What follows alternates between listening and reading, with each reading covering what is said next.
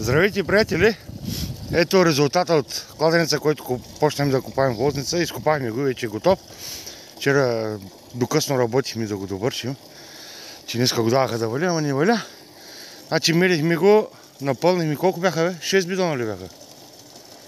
5 по 120.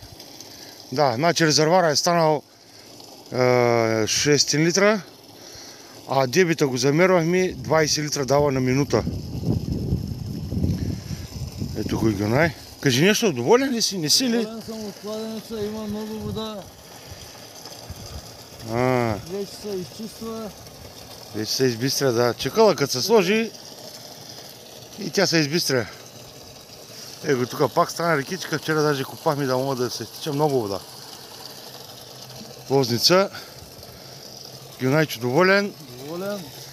Адъга. Е, тук остана още малко чакъл да се засипи. Ще се засипи. Тук вижда ли се? Не се вижда, тъмничко е. Ето колко пръс излези. Доста пръс излези. Е, сега това горе един ден и вече водата ще тръгне чиста.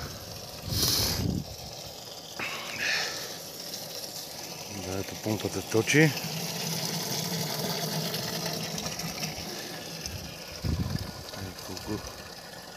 Чак до пътя стигна водата. Благодаря, ако има някакви въпроси, питайте.